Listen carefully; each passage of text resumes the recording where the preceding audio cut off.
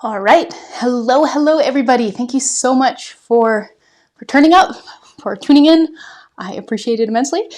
Today we are going to make something powdery and bubbly and delightful, and I'm going to have you help me. I've got a couple decisions I haven't made yet, so I'm looking to get your help making those decisions. And then while we're at it, I'm also going to be taking and answering questions about my upcoming powder to foam workshop, which starts in pretty much exactly 2 days. Very exciting. So hello again. And yeah, let's see here. So yeah, powder to foam cleansers. This is a really fun type of product to formulate. Because they're powders, we can include all sorts of ingredients that are very challenging to include in products that contain water because they're hard to preserve. So ingredients like milk powders, like raw botanicals, like clay, we can include these in at quite like enthusiastic concentrations if we want, without concerns about spoilage, which is just so dang cool. And then they're also a very versatile product in terms of kind of what you can create. So you can make face washes and you can make body washes and shampoos. And that's what the workshop's going to be focused on. But there's like a lot else you can do with it. As I was working on this, I went to clean my kitchen, just kind of, as you do. I was like, oh, Barkeeper's Friend is a powder to foam cleanser that I use all the time. That's pretty funny. But you can also, you can do like exfoliating scrubs. I was thinking, like, what if you did a scrub that like turns into a bath milk after you use it? Like you use it in the bath and it all suds up and then it like turns into like a bubbly bath milk. Oh, the possibilities. Oh, the possibilities. So, hello. I see, Janet and D. Martins and Galaxia and Raphael and Melissa and Shannon and Samantha and Deandra. Hello. All right. So this is what we're going to make today. But I did want to do a little let's see what kind of a little bit of powder to foam action. So you can kind of see why I get so jazzed about this stuff.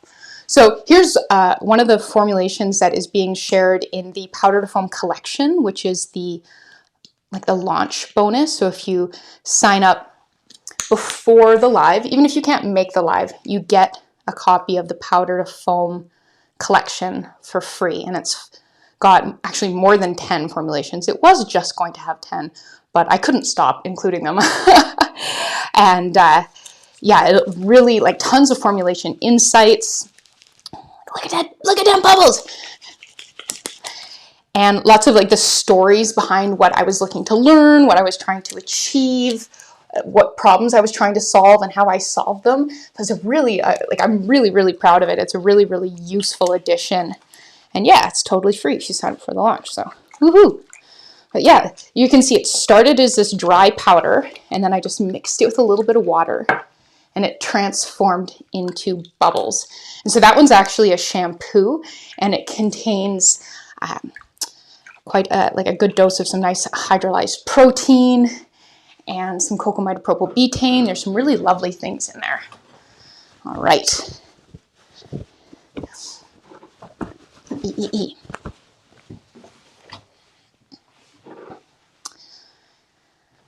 I will need that again later. All right. Okay. So I need your help because we need to decide what these last 2 ingredients are. I've chosen my ultra fine rice flour, the powdered cocamidopropyl betaine. So this is a way to take a liquid ingredient and turn it into powder so that you can use it in a formulation like this that I'm teaching in the workshop. It's pretty easy, it just takes a bit of time.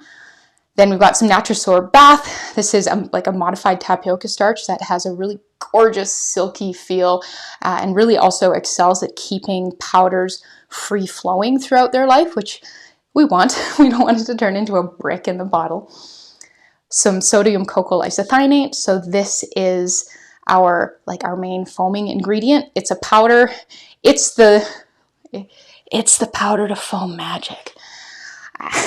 A little bit of xanthan gum, some fractionated coconut oil, and then clay and botanical. but what clay and what botanical? And this is where you guys come in. I've got 4 options for each. So type in the chat which one you think I should use. I have white kaolin clay here as option number 1. Option number 2, French green clay. Option number 3, Multani Midi, or sometimes called Fuller's Earth clay. And then option number 4 is this ultra fine glacial clay. This one's from Voyageur Soap and Candle. Oops, sorry. And it is a Canadian clay with kind of like a greeny gray color. So yeah, drop your like the number of your pick in the chat. And I'll get ready to weigh that out.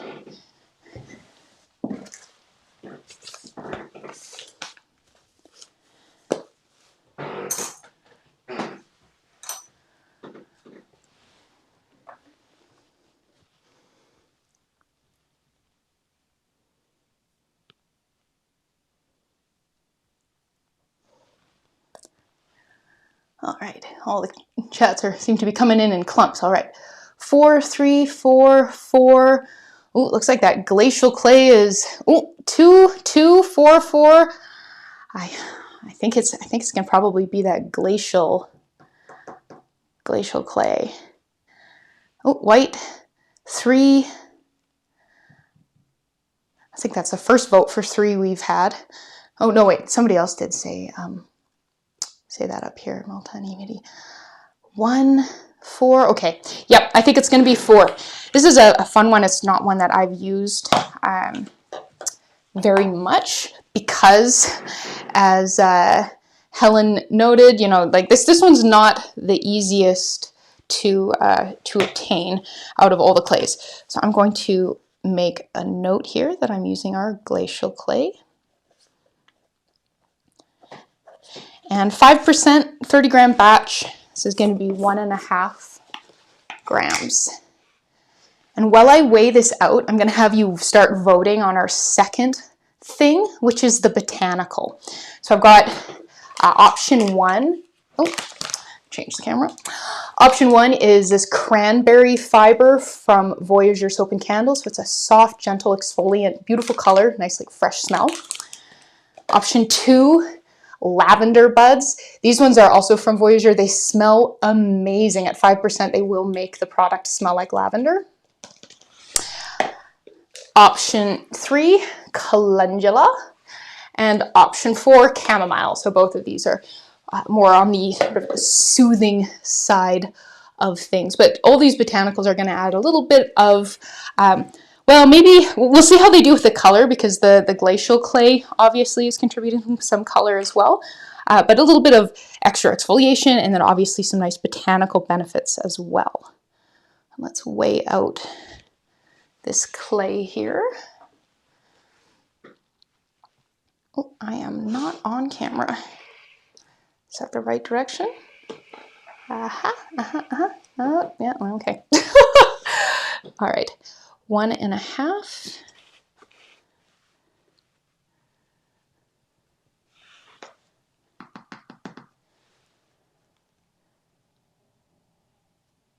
This is quite a dense clay. Really isn't taking very much to get to that 1.5 mark. And that's it.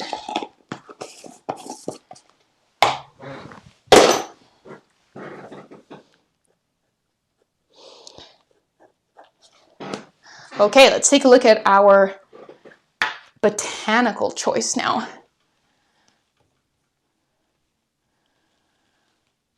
Dun, dun, dun. Lavender, lavender, lavender, calendula, lavender, lavender, calendula, chamomile. Lavender, calendula, calendula, lavender, calendula, lavender, lavender, calendula. Okay, lavender and calendula seem to be the front runners.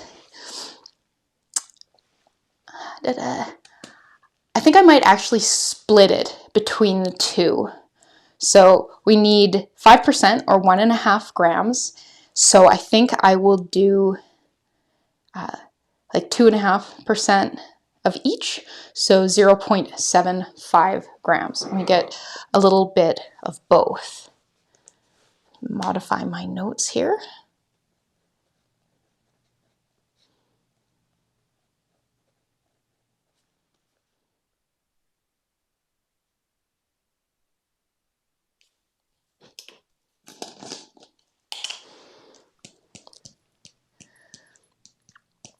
Oh man, these smell amazing. Oh, I want to stuff a little linen sachet with these and stick them in all of my drawers. And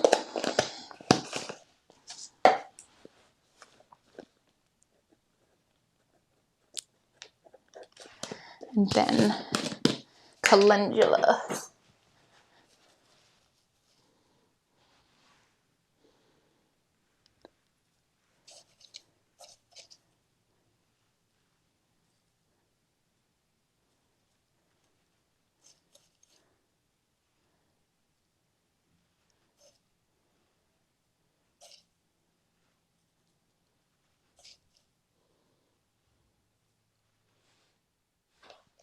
Excellent.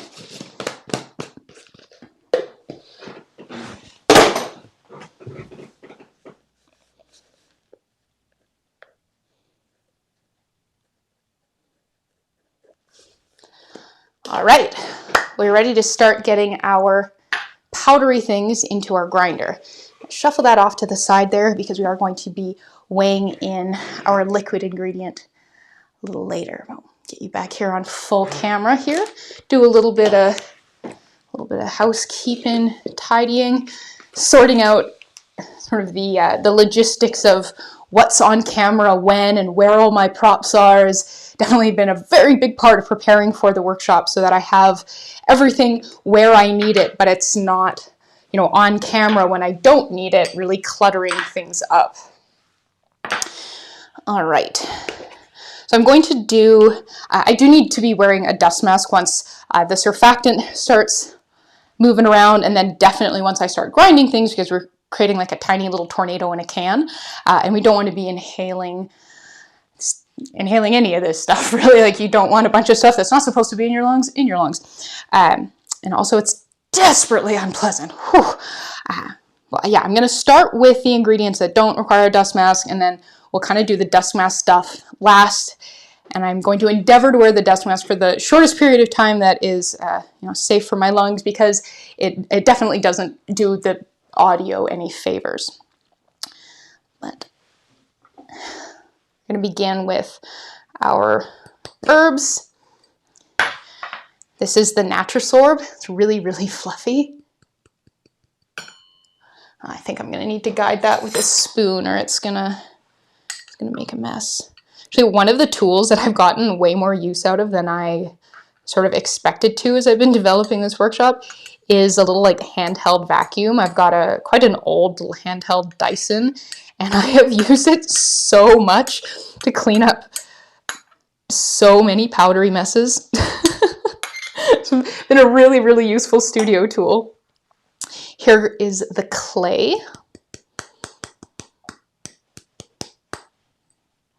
Come on.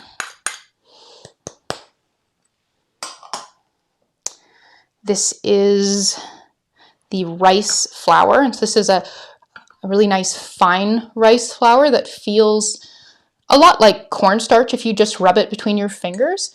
But I have discovered that rice flour, even rice flour that looks and feels just like cornstarch when you do this, behaves very, very differently to cornstarch in our formulation. So it was a fun thing to learn. This is our powdered cocamidopropyl betaine. The xanthan gum. So having a little bit of gum in here, I know it seems kind of weird, but it helps the product feel really cushiony and slippy when it hydrates and you're rubbing it between your palms. And it gives it just a really nice, like, expensive feel. So here's everything but the surfactant. Not terribly exciting to look at this point in time, but now I'm going to safety equipment up. So you really do want like a very good respirator for this sort of thing, for anything where you're working with dry surfactants, really. So if you make bath bombs that foam, get one of these. If you make shampoo bars, get one of these.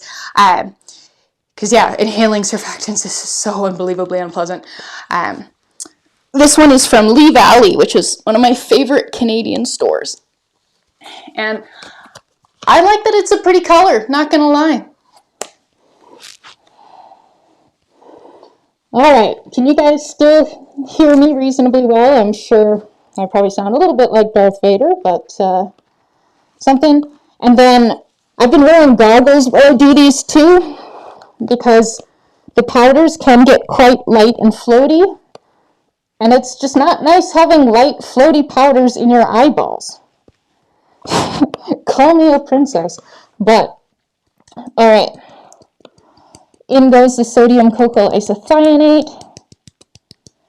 And you could really use any format of sodium cocoa isothianate that you have. Like if you only have the like the little noodles or pearls or chunks, that'll work, because once it comes out of the coffee grinder, it's all a powder.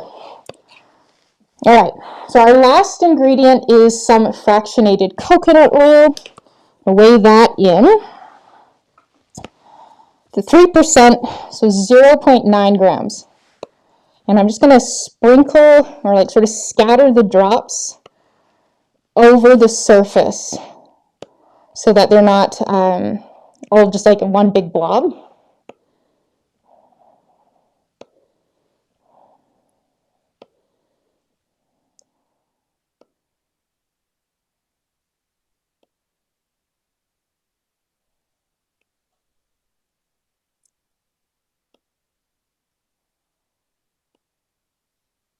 Oh, good. Good to see you can still hear me, because I am I'm still working on refining a part of the big workshop where I need to wear this, and I am going to have to wear it for a while, and it's a little stressful. You're like, oh no, how annoying and awful is this going to be?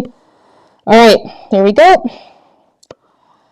So what I do is I'm working is I write down, like I've got my formula here, and then the percentages, the amounts in grams for the batch size, and then in parentheses off to the side I put in the amount that I actually ended up using, because sometimes it varies, right? Sometimes you get 0.01 gram more than you wanted, and you know, if you removed a drop, it would be too little.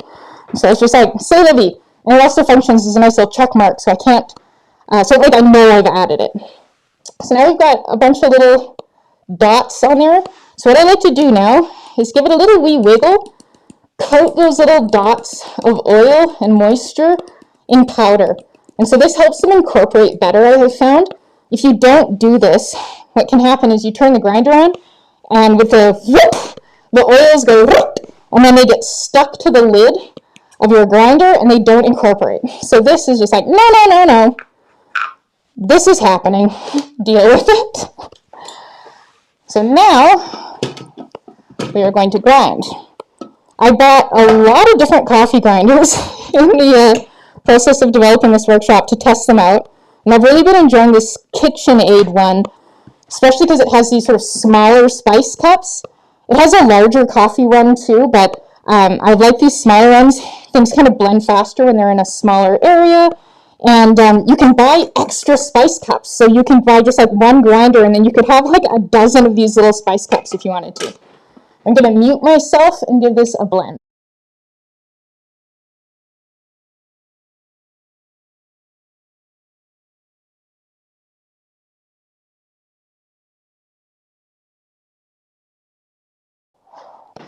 All right, noisy part done.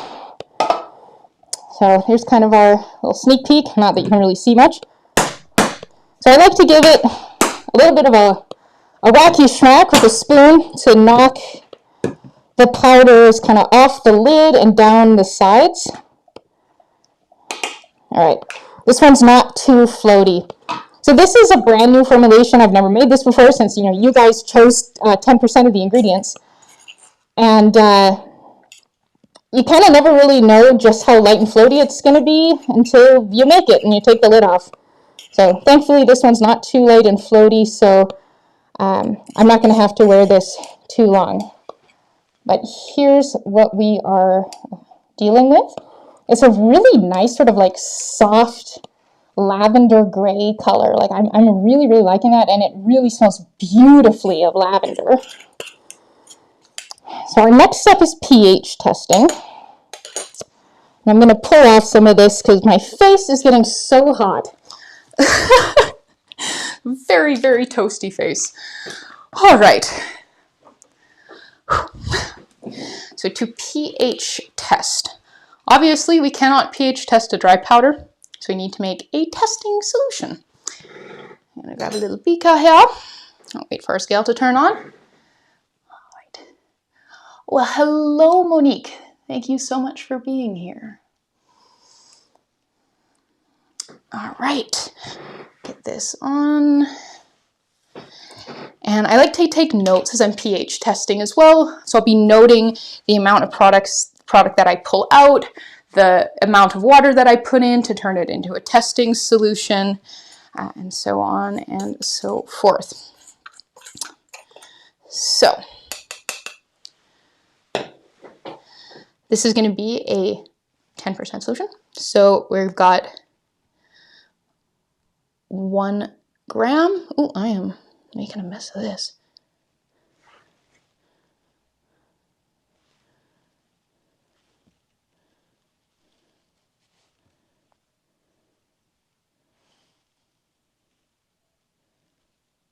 All right. So I've taken out 1.02 grams. Get that in there.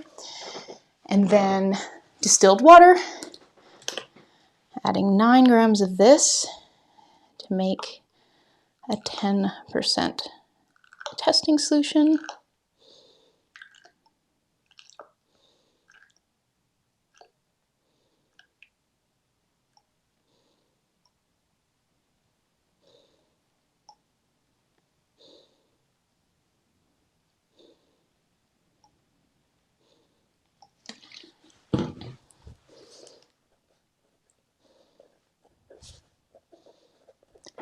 I recently upgraded my squeezy distilled water bottle to one that's twice as big, and I am a fan. It's great. I also really am enjoying this turret cap as an alternative to the disc cap that the smaller one I've been using for the last few years has, because it allows you to sort of direct the stream a lot better for rinsing off the pH meter. So I like using a little mini mixer here to mix this up. Now I will say I learned the hard way that if you try to use this mini mixer to dig product out of like a little corner of the beaker while it is on, it is absolutely capable of just smashing out the bottom or the side of your beaker, so be careful.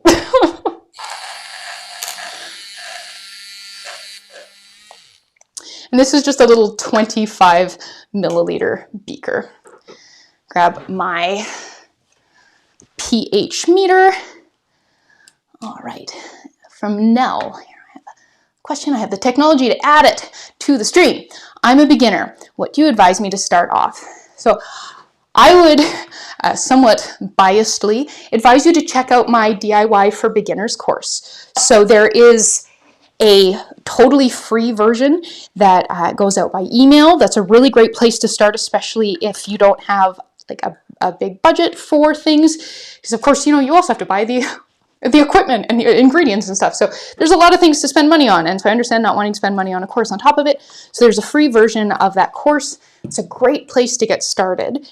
And then there's also an expanded paid version of the beginner's course that has even more details, information, lots of kind of extended investigation into each project to help you start to think like a formulator.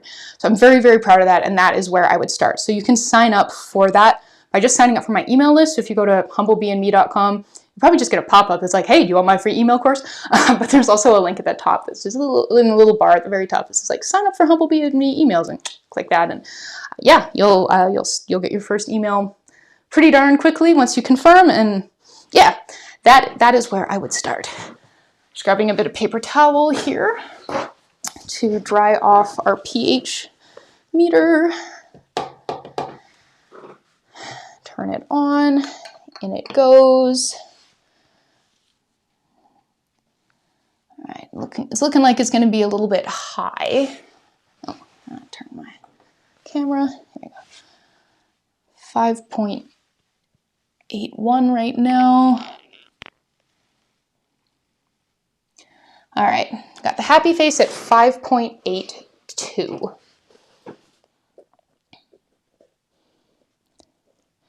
So that is a bit higher than we would like for a facial cleanser. So we're going to add a little bit of acid. I'm just going to add a little bit of citric acid to bring the pH down. I'm going to get this rinsed off. I'm just going to set it aside, but I'm not going to put it back in its storage solution because it's not going to be sitting there very long. All right. So typically about 0.05 grams of your pH adjuster is a good place to start with a batch in this 20-30 gram size. If the pH was too low, just use a bit of baking soda to pull it up. So if you've got the stuff to make bath bombs, you got the stuff to pH adjust a powder to foam product. So I'm going real slow because those first couple numbers can just kind of take a little while to register, right? Yeah, like mine doesn't really show anything until 0.03 grams, and that's pretty common for scales in my experience. Like those, you never get to see like 0.01 if that's its like lowest level of accuracy. They just never register that. Oh, and this is a fun little like lab spatula that I actually ordered off of Amazon. Take a look, it's so tiny. Look at that little tiny scoopy end. It's so perfect for just the teensy-weensiest amounts of things. These are actually pretty affordable too. I think I got a set of like 4 or 5 for less than $10, I think, which for lab equipment is pretty good. I don't know what it is about lab spoons, but they are so expensive compared to not lab spoons. All right, so adding to my notes, plus 0.05 grams citric acid.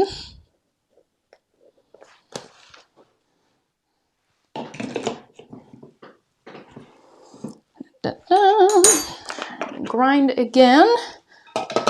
I'll mute it again so you don't have to listen to this. It's not pretty.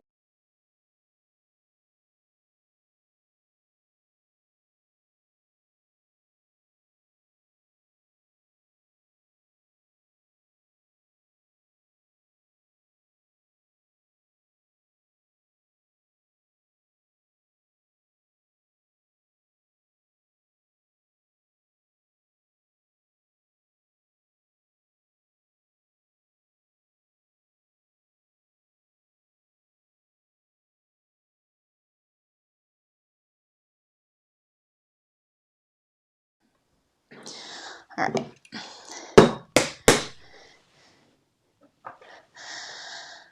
I'm tempted to just like leave the lid on for a while and let it settle rather than wrestle all my equipment back on, especially since there is enough oil in here to weigh this mixture down. I have made some of these that when they're done, they are still very, very lightweight and floaty. And that's not necessarily a bad thing. You really need to evaluate the formulation in the context of its use case rather than like directly after you whipped it up into a little miniature hurricane and then like pull the lid off. That's not a very like accurate way to assess the like the floatiness and the consistency of the product. I bought a bunch of powder to foam cleansers from a bunch of different brands as part of my research for this, and quite a few of them are also like very lightweight and floaty. Kind of tap them out and there's poof. A couple of the shampoos that I bought are so floaty that even in the shower, I could tell I was inhaling some of it. I was like, oh, I don't love that. Like, I can taste my shampoo. Not a fan. Yeah. All right. Yep, I can see through this lid. There's nothing happening in here, nothing moving in here. Yep, there we go. And now we test again. I'll make a fresh little testing solution.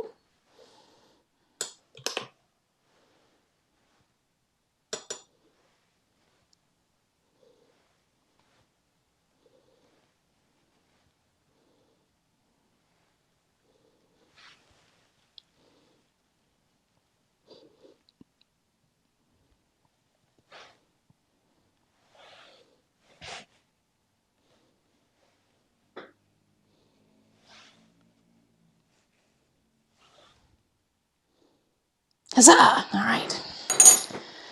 So again, with the notes.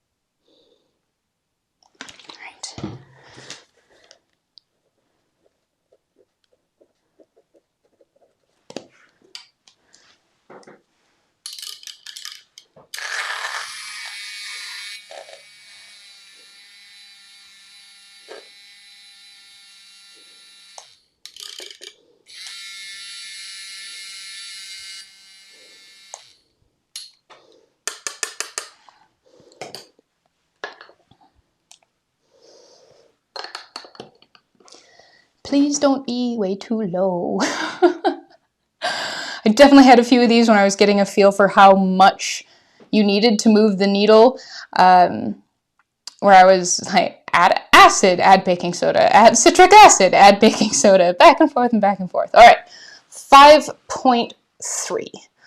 I'm pretty happy with that. I'm going to stop there.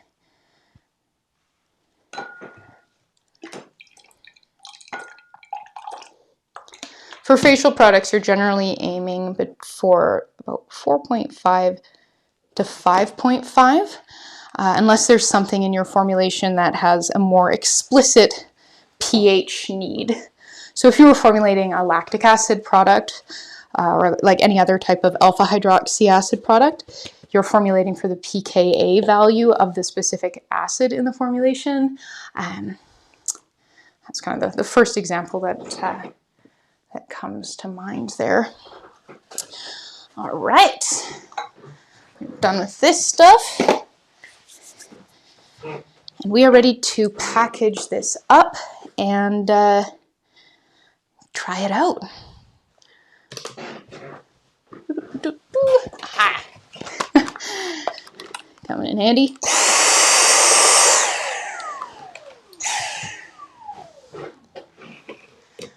All right.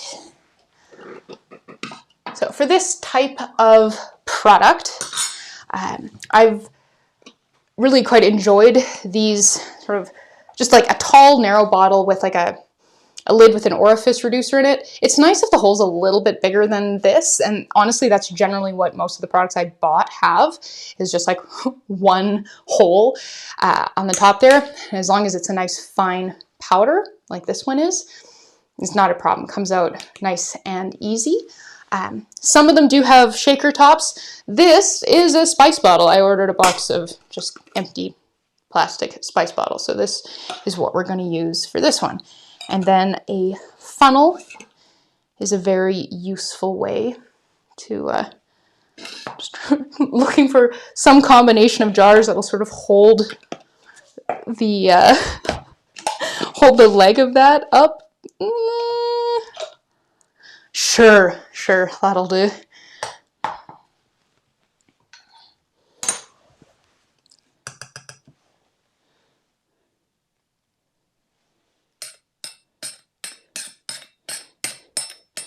And I really do recommend, especially if it's a new formulation, putting it in a clear bottle so that you can supervise the formulation. You can see if it changes. You can see if it like starts to clump or seize. You can see if it, like the consistency changes. And also so you can just compare it to your other formulations. You can just like have a nice little lineup of all these different bottles of all your different creations and see visually how they differ. All of the powder to foam formulations that I bought came in opaque containers, which, I mean, I get. The powders themselves aren't terribly exciting to look at. All of the ones that I bought are basically just white. So I can see that the company was probably like, yeah, we can have a lot more fun with a graphic designer and the label than using a clear bottle. But for development purposes, I make a strong argument for a clear bottle. Now, unlike a lotion, the variability of how much space your formula needs is a lot bigger, because these ingredients, these dry ingredients, can have very, very different densities. Natrisorb, the modified tapioca starch that's in here to help with flow, is really, really, really like not dense. Like a bag of it, a stuffed full big bag of it, you'll pick it up and you're like, oh my gosh, you know, that weighs about as much as a sneeze. And so if you have lots of Natrisorb in your product, it can fill a large volume, but still not weigh very much. And so you kind of have to go on a formulation by formulation basis to figure out how big, no, you don't, how big of a container you need.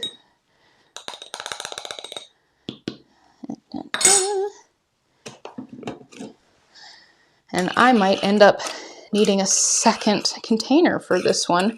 So you actually still have quite a lot of product in here.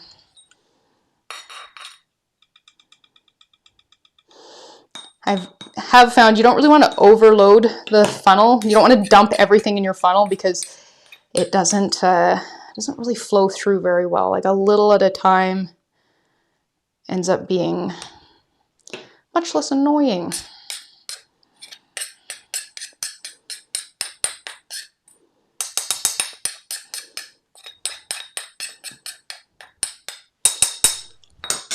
Yeah, I think I'm gonna need another bottle.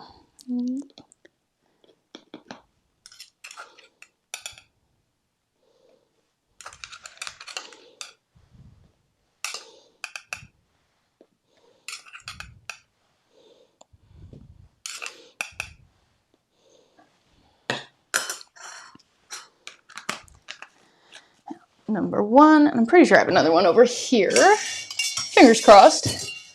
Aha, I do. Excellent. Good job, Pass Marie.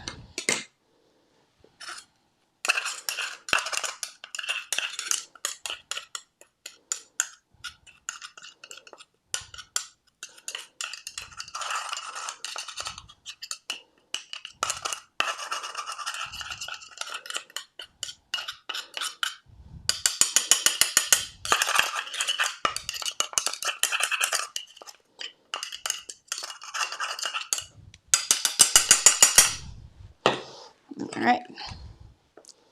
Wiggle, wiggle, wiggle, wiggle. Powder's going down there. All right. Sorry, that was loud. All right. There's that.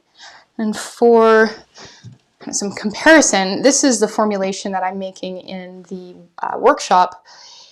This is only a 20-gram batch, whereas this is a 30-gram batch, so it's not quite apples to apples, but this is like 50% more by weight, but it's clearly not 50% more by volume. Like 50% more by volume would be up to like maybe here, whereas this obviously was quite a lot more than that. So it's just like, different formulations can have very different densities and kind of therefore quite different packaging needs. Now let's give this a try.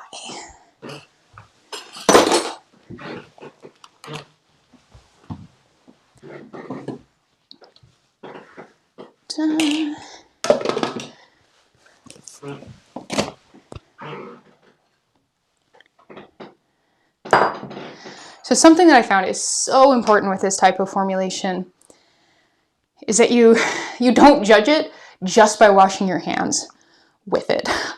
It can be kind of tempting to like wash your hands with it and then be like, oh gosh, like that would make a terrible face wash. And then it actually makes a really good face wash. So you really do just have to like try it that way. But this is the first way I test everything because I can keep all my clothes on. That's very convenient. Something else that really kind of surprised me as I was working with these is just how much of the product you're supposed to use. If you read the recommendations from brands like Tatcha for their products, they're generally recommending you use like 1/4 to 1/2 a teaspoon of product. And that is so much product, especially when it costs 92 Canadian dollars for a container of Tatcha's rice face polish. I will say I did not think it was worth $92, but for science, I checked. Ooh, so that's like a really nice, creamy lather. I'm really enjoying that. Get a little bit wetter, maybe we'll get some fluffier bubbles. Like the amount of water that you use when you use it definitely plays a role. Yeah, this is like a lower, creamier lather, which makes sense with the surfactant that we used and the level that we used it at. It smells wonderfully of lavender. Here you can kind of see why sometimes the lather for sodium copal isocyanate is described as lace glove lather. So I've just got all these like lovely tiny little bubbles that sort of look like I'm wearing a pair of lace gloves.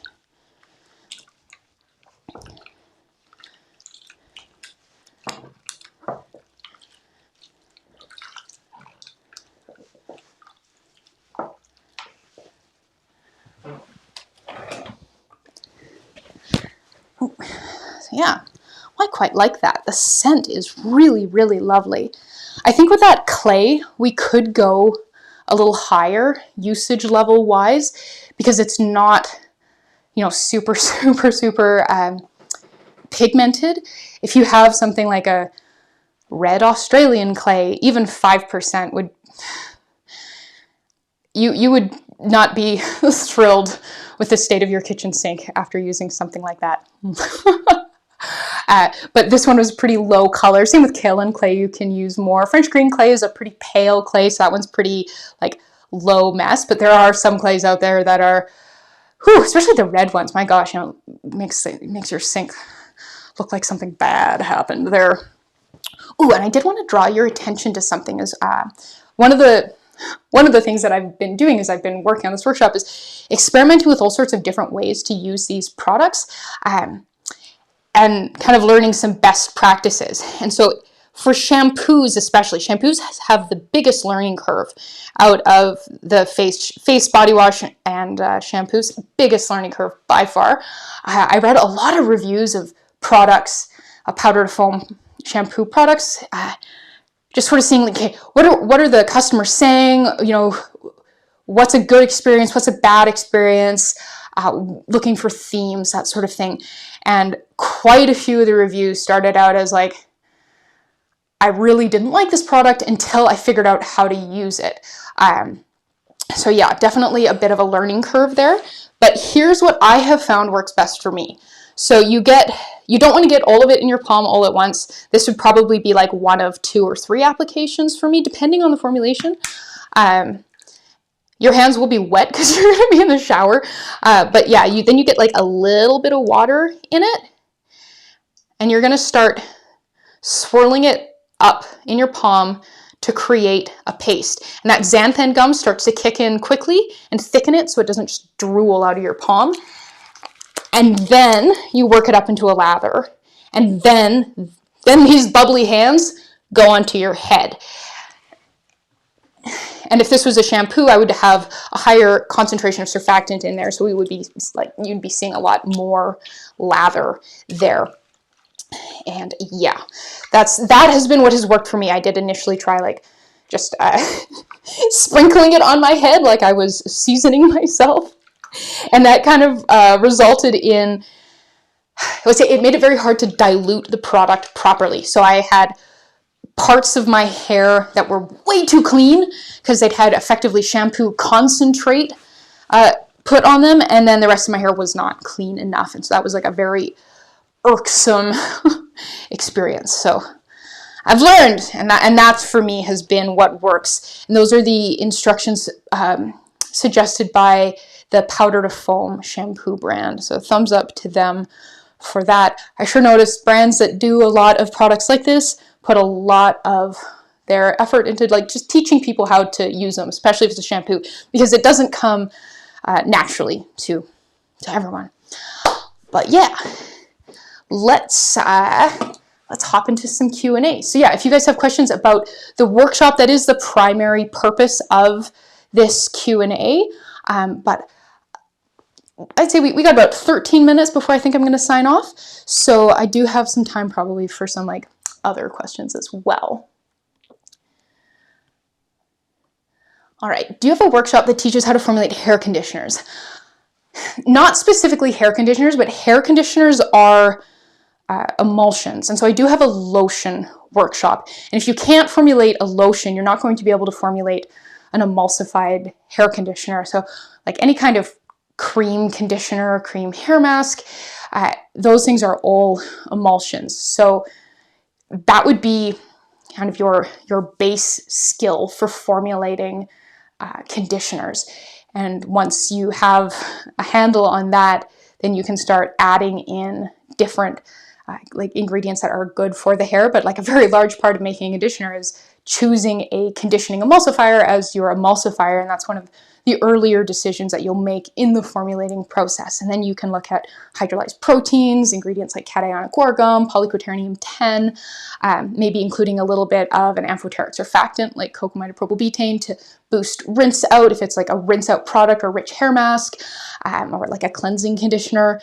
So yeah, not something specifically on hair conditioner, but there's like the lotion workshop is massive, and it takes you just like a step-by-step on how to formulate lotions, 10 decisions, and at the end you have a lotion formulation, and then I show you how to make it, and then I teach you how to customize it and perfect it.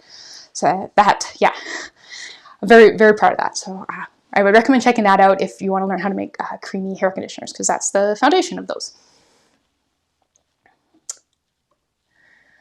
Shannon, as powdered shampoo or body wash, how do you feel about the addition of essential oils? Oh, good. As long as you know you're within IFRA guidelines, yeah, go for it. I definitely did versions with, I think mostly like lavender and mint essential oils when I was doing my development process. Since a lot of these, I kind of ended up with the idea of like, this might be for my face. I don't usually put essential oils or fragrance oils and stuff for my face. So I often leaned more on things like coconut milk powder and lavender buds to scent the products. But you totally can. It's part of your wet phase and would get scattered over the top, just like we did with the fractionated coconut oil.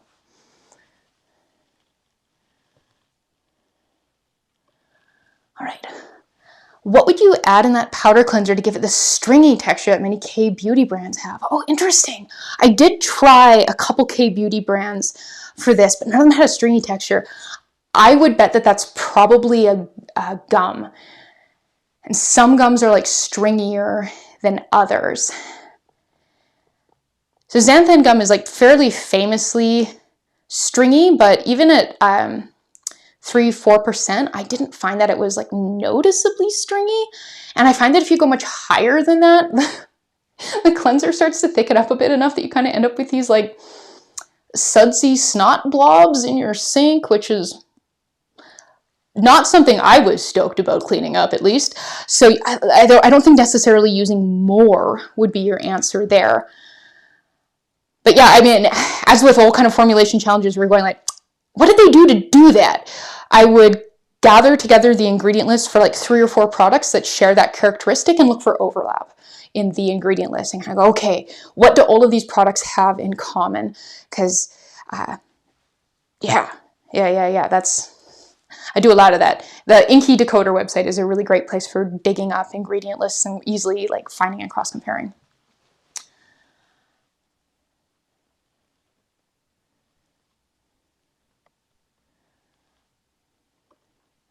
From Catherine, I made the coconut and oats foaming bath inspired by you. Thank you, it was awesome. Oh, yay. I used powdered honey in my face cleanser because I happen to have some. Thoughts on benefits in a face cleanser. So honey can be a nice humectant and moisturizing ingredient. My concern with it in a powder cleanser, and this is very much only a like if it causes problems, but like a thing to watch out for, is that it is very hygroscopic. So it attracts moisture to it very effectively, and when it does, it turns into like a little honey scented brick.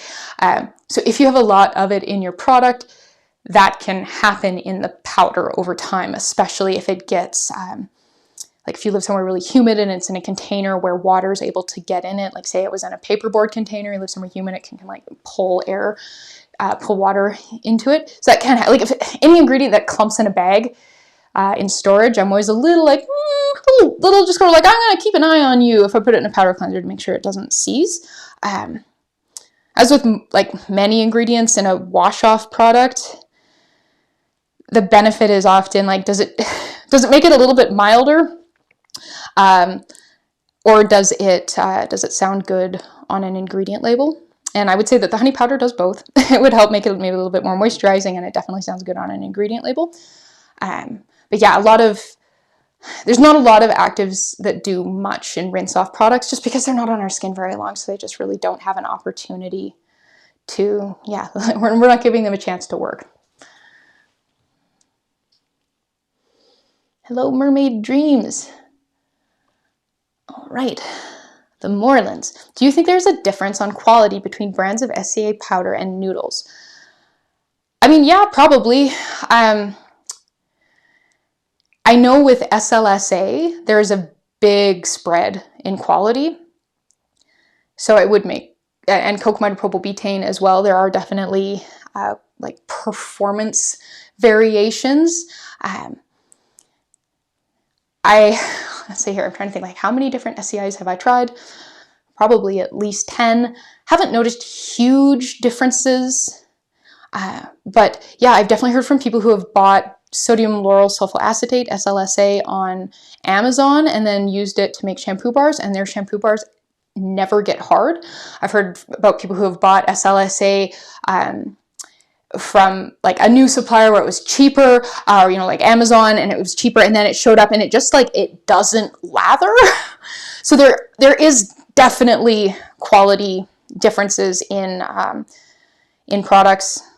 My advice would be to make sure that you buy from a company that you trust and that stands by their products, so that if it happens to be that like they brought in a new brand and it's just not performing well, that they'd stand behind it and give you your money back. I know refunds in this space are usually a little dicey because like you can't really resell a raw ingredient once a bag has been like out of the warehouse, because like, ew, nobody wants that.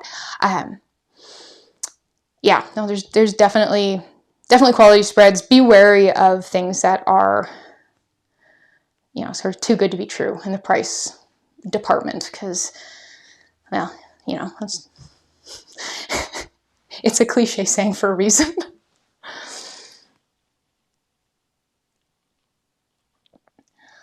Oh, hello, Christopher. Good morning from Tasmania. I've noticed across videos you have a few Australianisms in how you speak. Is it a coincidence, or do you have a connection to Australia? Yeah, so I studied abroad in my third year of uni in Oz. I was in Penrith, which whenever I tell an Australian that I like went abroad, and oh my gosh, you went to Australia, that's great. And then like, where did you go? And I was like, I went to Penrith. And I was like, why? Why would you go to Penrith out of all the places that you could go? But honestly, I had a great time. It was just kind of like a quiet suburban, quiet because I stayed in at night, I guess is what I heard later on. Yeah, it was like it was kind of at the foot of the Blue Mountains. And yeah, so I picked up a bunch of slang while I was there, and I think the slang that you pick up in your like late teens and early 20s probably just sticks with you for your whole life.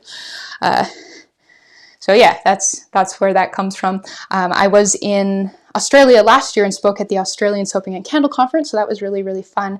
And I did actually visit Tasmania in, was it 2018? Wow, that's a long time ago now.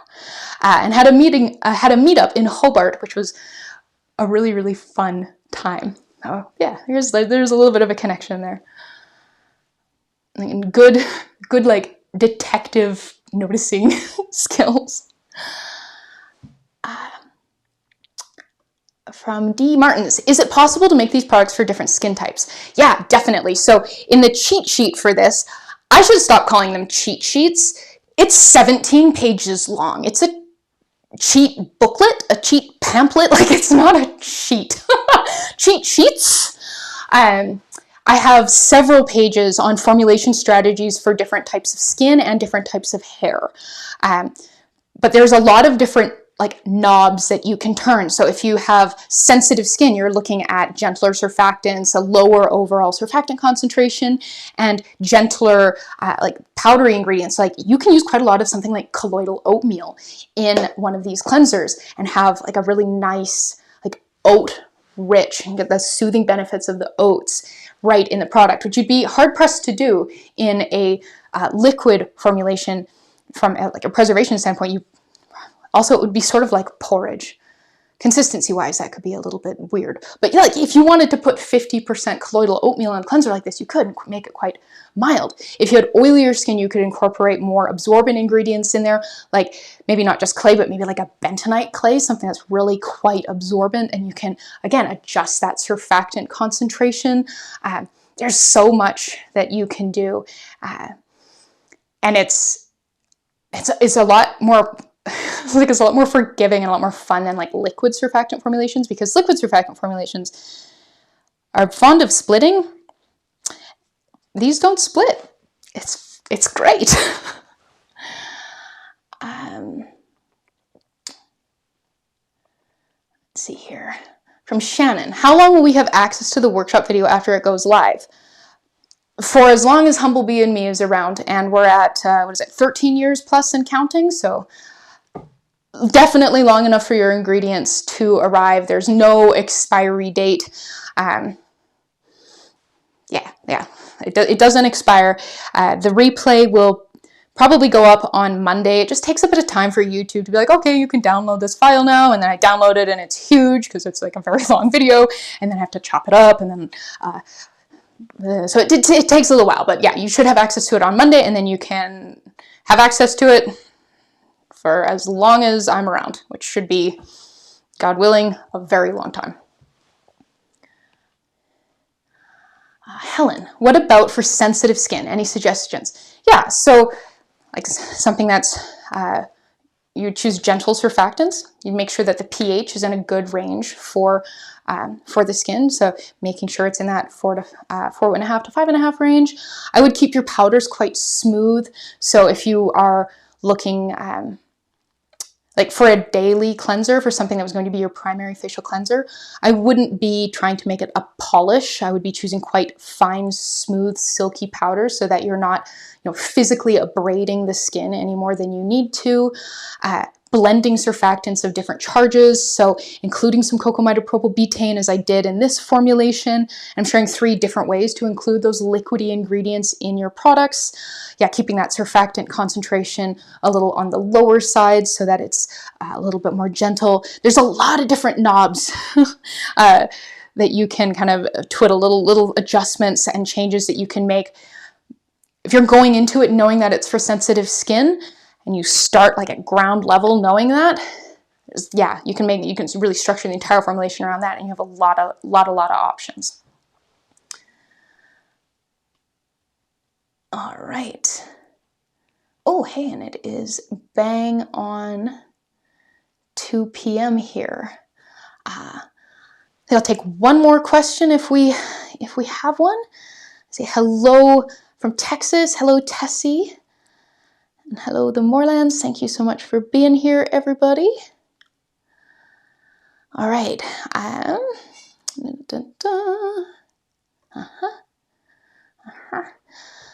Yeah, here's the information for the workshop on a slightly poorly framed slide. Must fix that. Yeah, it's in 47 hours now. The link to learn more is in the description box below this video, or you can go to workshops.humblebeeandme.com and find it there. If you can't make the live, that's totally fine. You can just watch the replay afterwards, but you will miss the live Q&A, which is just kind of that. it's live. Like, I'm sorry. But if you can't make, even if you can't make the live, it's worth signing up now so that you can get the powder to foam collection for free. So that's over 10 brand new, never been published before formulations, powder to foam formulations for the face, the body, and the hair. And I walk you through, here's what I was trying to do with this formulation. Here's what I was trying to learn. I started here. Here's what I learned. Here's how this worked. Here's why I did that. And it really helps you sort of see how I think to help you learn to kind of think through how to find answers for questions, because not every question has like a Googleable answer. Sometimes you just kind of have to go out there, make a mess, and see what happens, right? So I'm really, really proud of how this collection has come together, and I'm really happy with the formulations in it. I think I called it the Baobab protein shampoo in there. It's just like chef's kiss. I'm loving that one, and it's, gosh, these things are so great for travel too. All right. Oh. Yes. Okay, this is very exciting. Thank you, Wild Bloom. So a polymer called sodium polyacrylate is commonly found in the stringy texture powdered cleansers. Yes! Okay, I had this little thing at the back of my head being like, stringy, you remember stringy? You've done some stuff with this stringy ingredient. And it just didn't speak up. It was sodium polyacrylate. And so I did a dupe of the super saturated serum, and it has sodium polyacrylate in it, and that's what makes it gooey. Yes. Oh, it's such a fun ingredient. Though a challenge with the one that I have, at least, this is one of those processed ingredients where the inky doesn't necessarily tell the whole story. The one that I have does not hydrate very quickly. And that is fairly key, because obviously like it goes from like completely dry to like wet, and then you want to be like, ooh, gooey. Am I going to go try this as soon as this live stream ends? Probably. Oh, that sounds so fun. Yeah, sodium polyacrylate is a fairly challenging ingredient to find cosmetic grade, unfortunately. Most of the ones that you'll find are more like industrial grade. It's an ingredient that's found in diapers. It's super, super absorbent. What like absorbs the moisture in diapers. So how fun is that? But yeah, that one. I don't think diaper grade is quite the same thing as cosmetic grade. And yes, Shannon, this it will cover some packaging suggestions to make them attractive and giftable, but like honestly, a lot of it is going to be your pretty containers and your labels, because yeah, they're powders in jars, and if you make them really colorful, they make a mess in your sink, which I feel like it doesn't make a great gift. Here, enjoy this. It will make your face clean and your sink disgusting. I probably gave somebody a cleanser like that in my early making days without knowing it. All right. Thank you so much for being here, everybody. I appreciate it so much. This has been really fun. I'm so excited for Sunday's workshop. I still have a couple dress rehearsals to do. I did one yesterday. It was a little long, but I made a bunch of mistakes. So now I'm going through again and making little fine tunes, little twiddles, little fixes. Now that I know that the dust mask thing isn't really that big of an issue, that's a load off my mind. All right. Thank you so much, everybody. Have a wonderful day. Have a wonderful weekend. And yeah, link below to check it out, buy your seat. And I hope I see you on Sunday.